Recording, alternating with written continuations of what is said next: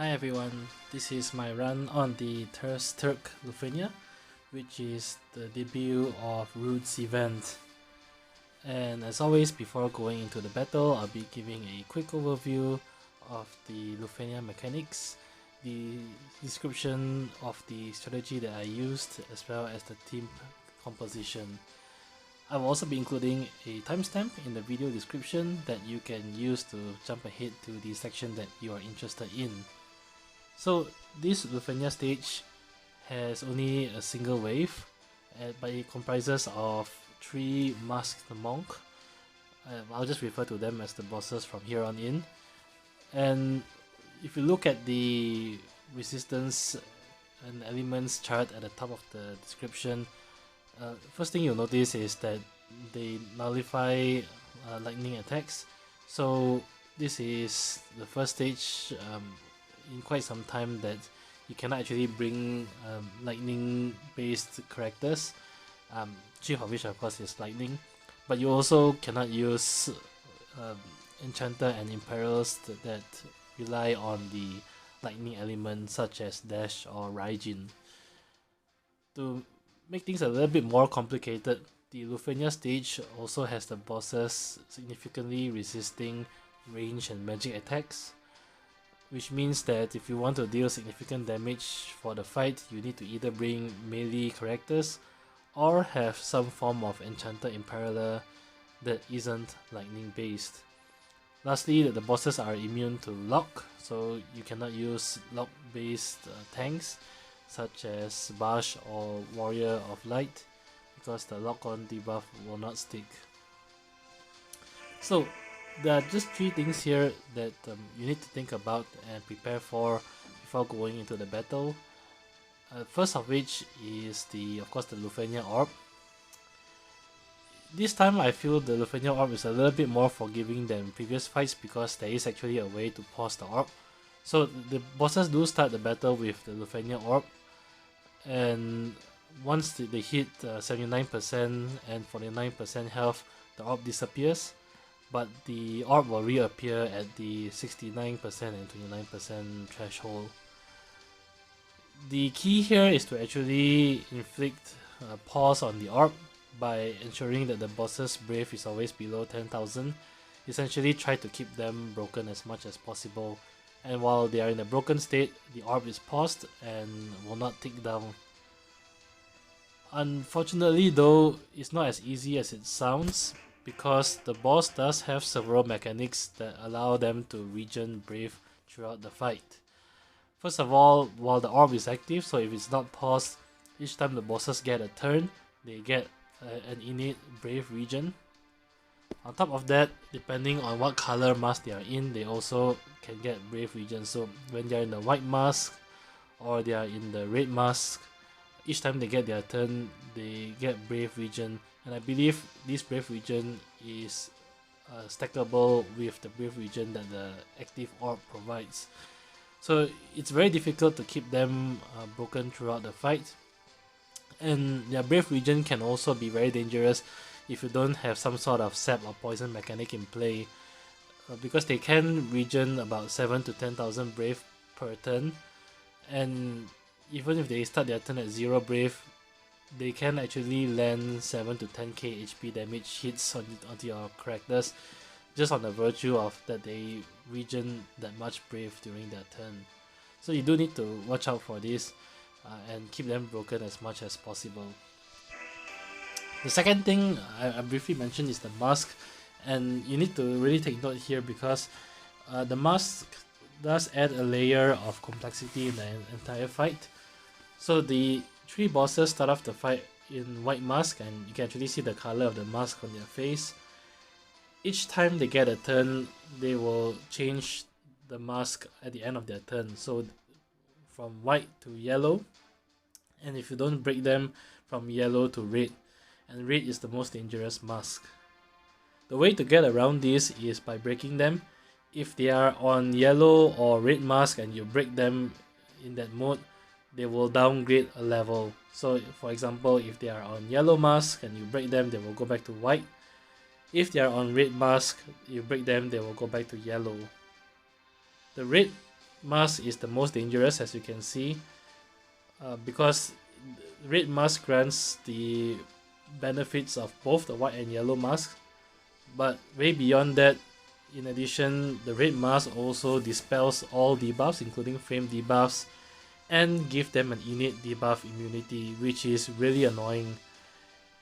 And especially if you are relying on enchanter and imperillers, for example, to allow you to do range and magic damage. The issue here is that when they go into red mask mode, they will cleanse the imperil debuff on them, and you will need to have a way to break them in order to reapply the imperil debuff again, which makes the fight very difficult. Each time they go from yellow to red, they will cleanse all debuffs and regain the debuff immunity again. So you do need to try to keep them away from red mask for as long as possible.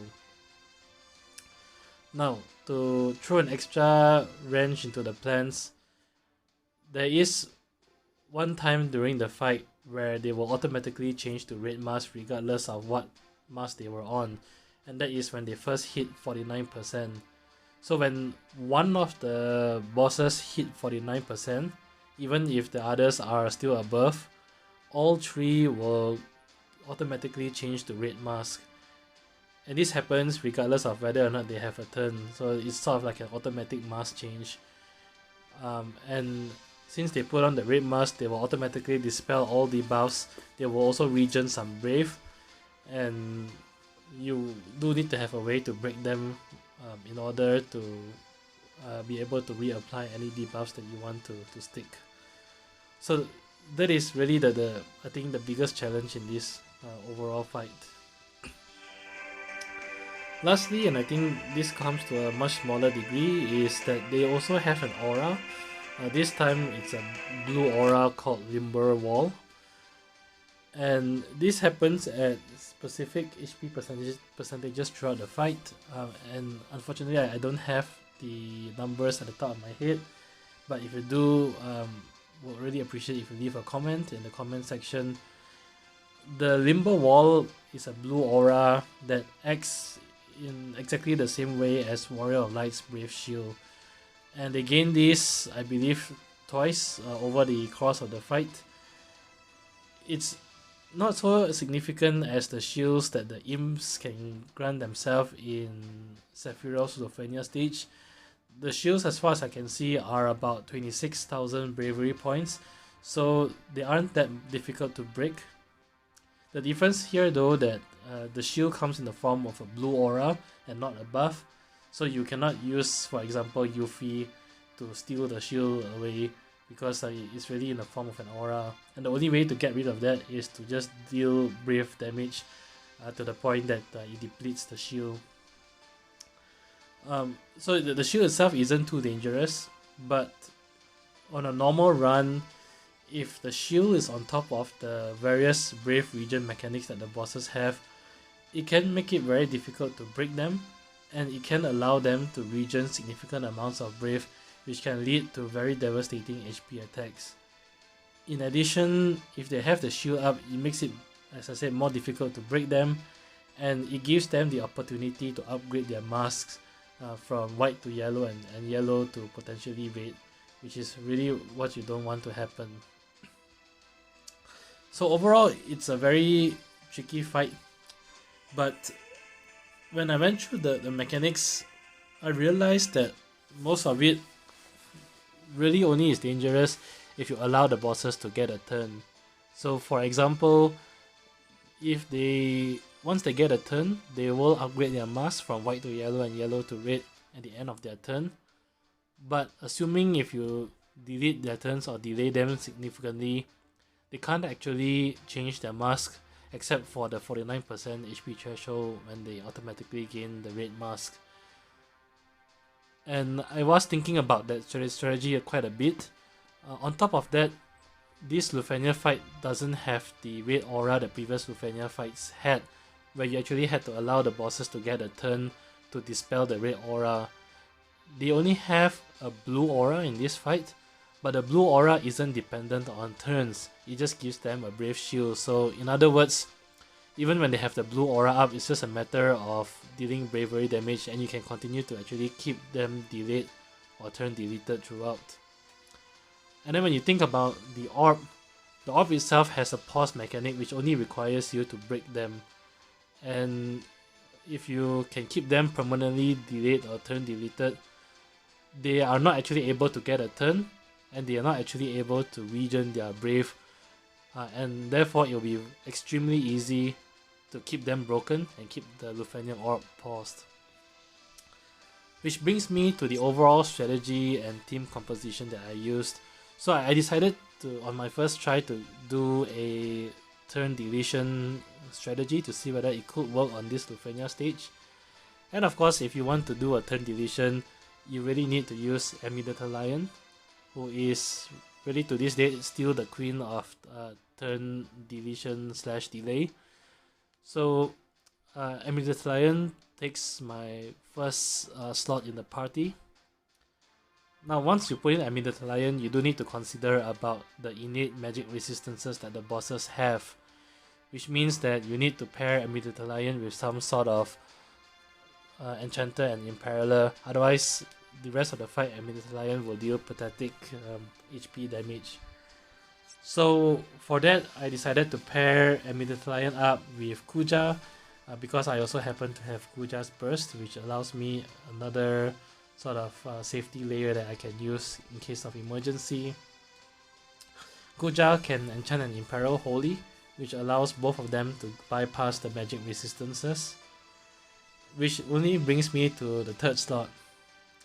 Now as far as the third slot goes, I actually think Strago would be ideal, and that's mainly for two reasons. One is, since the fight consists of 3 enemies, Strago will deal significant damage throughout the fight. The second is that Strago has instant break built into his kit, and that is very critical when it comes to the 49% mark, because as I said, at that point in time the bosses will gain the red mask and they will actually dispel the holy imperil, which will make your entire party deal 90% less bravery damage. And at that point of time, you actually need to break them to downgrade their mask. If you have Strago as a third party member, you can use his instabreak attacks to immediately downgrade their mask, and this will allow you to reapply Kuja's holy imperil so that you can continue on the barrage. Unfortunately, I don't have Kuja built up. I don't have Strago built up. So for my third party member, I decided to go for another heavy hitting DPS in the form of Vivi. Vivi is excellent here because his full up attack deals 100% splash, which means that the Embers of Darkness will always deal quite a lot of damage throughout the entire fight. And of course, Vivi can also enchant and imperil fire. The only thing though is to really watch out for the 49% mark, because if you do want to use this party, you have no way of getting around the cleansing at 49% mark. And the only way is to actually brute force your way through their brave until you can break them, and then only reapplying Kuja's imperil after that. Another option for the third slot is Ardyn, and I was actually contemplating between Ardyn and Vivi for the third slot. Ardyn also has the insta-break mechanics on his EX, and of course he is physical based instead of magic based, so he can at least help you break the bosses when they are in the red mask, while they are greatly resisting Kuja and Amidatelion. But after thinking about it sometime, I decided to go for Vivi just on the basis of the sheer damage that he can bring, and hopefully the goal is to really kill off the bosses before the turn deletion wears off. So since I bring in Vivi, my summon of choice is Ardyn, because Vivi will naturally deplete everyone's health, and which means everyone will actually gain the 30% attack blessing from the fight. Another option if you're using Vivi is Leviathan. The good thing about Leviathan is that it provides also an 10% speed down, which helps somewhat in the delay strategy. And there you're just swapping the extra attack boost for another passive brave regen. So both will work. but I decided on Ardyn for this strategy. As far as friend support, because I went for the turn deletion strategy, I went for a 5 turn Amidatelion friend so that I have 3 extra users of Crystal Idol, turn deletion, and 2 extra Mega Flare that I can use. So that's it. Let's move on to the battle. I'll see you there.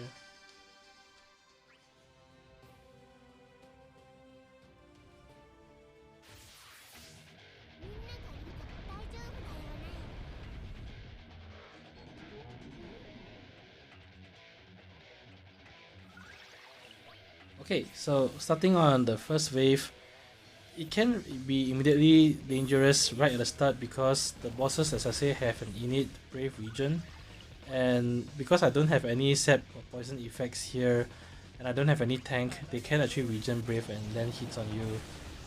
I started off with one of Amidatelion's LD just to buy some turns where it allows me to break them and apply imperils with Kuja and Vivi. Here I was thinking a little bit. I felt that I didn't want to use Amidatelyon's second LD so soon, and I thought that the boss's first few turns shouldn't be that dangerous.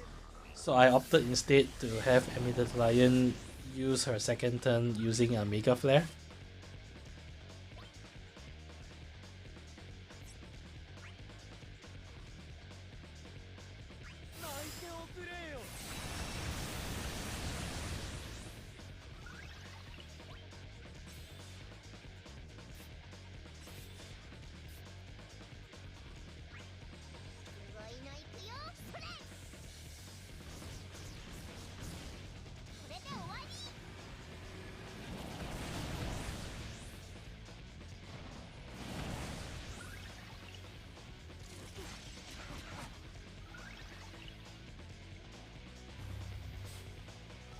And you can see the Brave Regen kicking in here, showing that it can already be dangerous right at the start if you allow the bosses to start taking turns.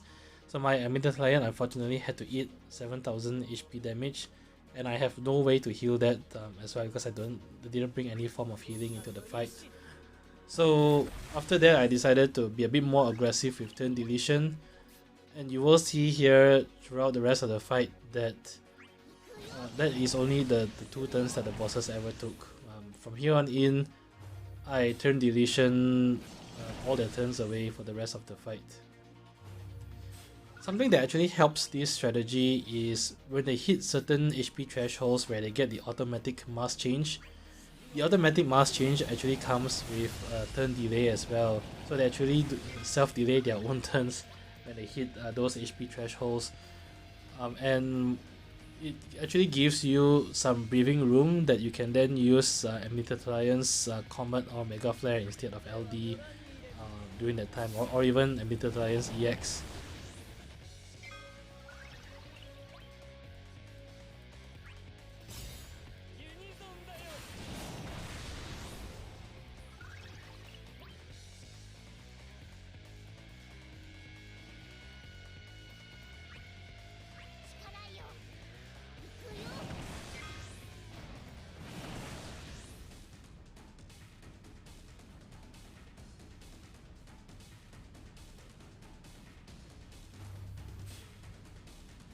Okay, so they've hit the 79% threshold, which will remove the orb. And the first time that they hit 79% threshold, you see that all 3 of them gain automatic change to the yellow mask, which normally would make it a bit dangerous because they will then change to red mask on their next turn. However, using this strategy, what happened here is that they actually self-delay themselves a little bit when they change to the yellow mask. And because their turns are deleted to quite far away, all I had to do was re-break them again, and it will trigger them to change back from yellow to white mask. So the automatic mask change here actually helped me because in fact the only thing it achieved is the self-delay that they imposed on themselves.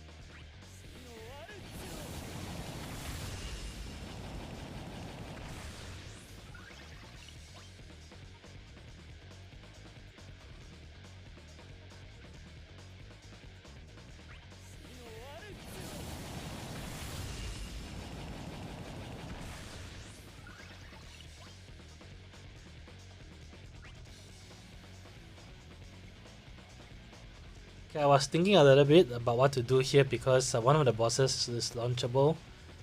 And I just decided to go for Amidatelion last LD here.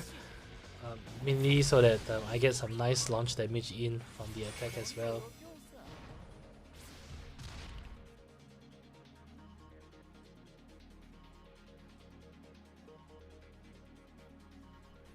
Okay, so this is the blue aura. So it looks like from here they get a blue aura at the 69% threshold. And again, using this strategy, the blue aura isn't that much of an issue because their turns are pushed so far back, and really it's just another layer that you need to go through before you can start damaging them. With Vivi in place, he has very hard hitting moves such as his double fire, his EX or his LD, and of course his follow-up attack also helps to deplete the blue aura, so it shouldn't take long until you completely deplete the blue aura. So now that they've hit the 69% threshold, they will start getting the Lufenia orb again, and it's really just a matter of continuing your attacks and keeping them broken so that the Lufenia orb will be paused.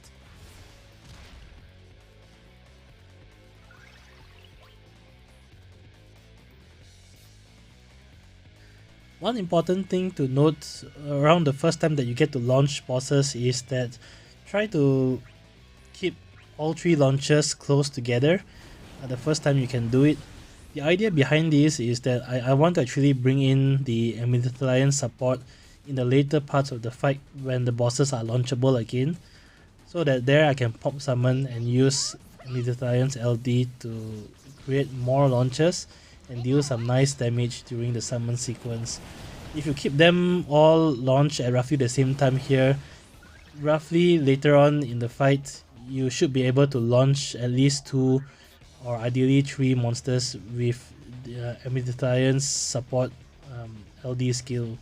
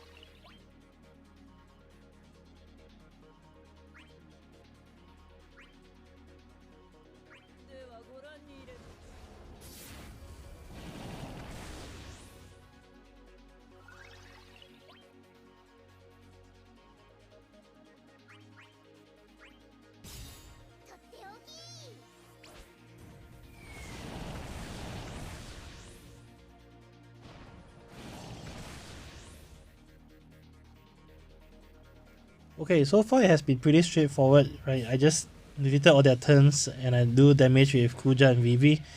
Now here is the trickiest part of the fight. At the 49% health, all 3 of them will gain the red mask. And herein lies the issue that I have. In the red mask status, you can see here, they all cleanse the debuffs that I have caused on them, which means my entire party will hit for 90% less brave damage. I really didn't know what to do here, and in the end I decided to pop Kuja's burst. One other option that you can consider is to save the burst, but instead use everyone's additional ability to delay turns and cause the bosses to passively regen brave. They should regen about 6 to 7,000 brave, and you should be able to brute force it down with Kuja and Vivi. Another option, right, is to save one of your Amidatelion LD for this stage, and you can use Amidatelion LD to gravity shave down to 0, allowing you to break after. However, the thing that I'm not so sure is whether you can even reach to the 49% threshold using only 2 of Amidatelion LD. Maybe possible, I'm not sure. But if you can, you can then gravity shave and break them afterwards. Another option maybe is to use burst earlier on in the fight so that you can conserve on Amidatelion LD skill, and then you can use it here. So I ended up just using Kuja's burst as a means to break them while in the red mask state. I lose out a lot of damage that way, so I really don't think this approach is ideal, but you know, I wasn't fully prepared in this run and I had to make do with what I had.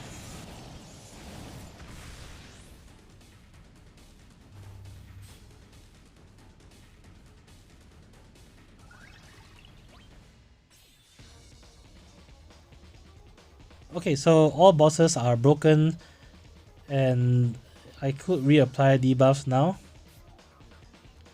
I still have 2 more users of Vivis LD buff, so I didn't want to waste it. So I just decided to use focus and deal some extra damage waiting for his LD to run out. With Kuja, now that they are in the yellow mask state, it is very important to reapply his debuff so that at least Kuja and Amidatelion can start hitting for weakness damage again.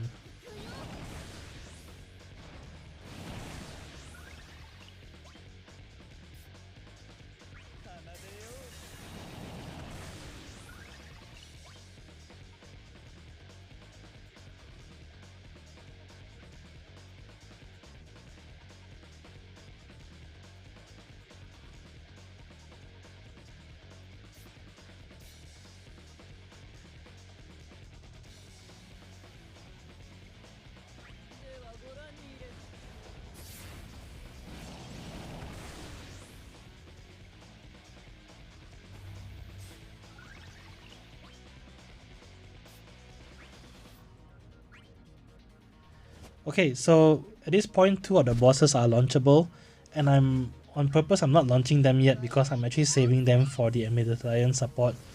I launched one briefly earlier with Vivi, and that's really to create a single target that I can target on so that I don't launch the other 2.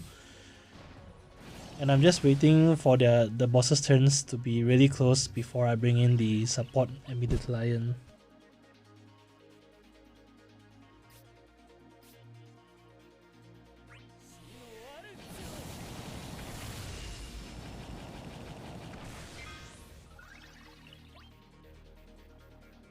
Okay, so bosses are about to get their turn, launch state is still up, so this is where I bring in the support Amidatelion and pop summon. Amidatelyon's LD does extremely nice damage when it launches during summon animation, as you can see here, because it regens everyone's brave to close to maximum levels.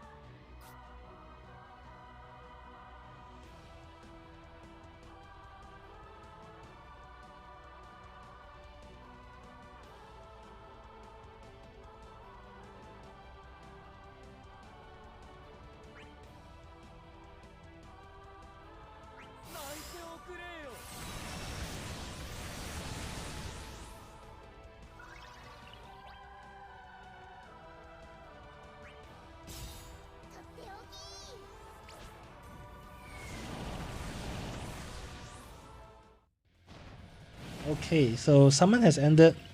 I managed to launch 2 enemies with the support Amidatelion during summon. And from here on in, it's really just trying to kill off the bosses before they get their next turn. At this point, everyone is already extremely low, and it's a very high chance that when the bosses get their next turn, they will probably be able to kill you off. So at this point, it's really just maxing out your damage. Use whatever other skills you have left. So here I'm using Kuja's LD and all his remaining skills. And Vivi is also unfortunately running low on his LD buff, so it's really just using your last few ability users to hopefully burn them down before their next turn. So I'll just fast forward the rest of the fight because it's just meaningless damage going in turn after turn.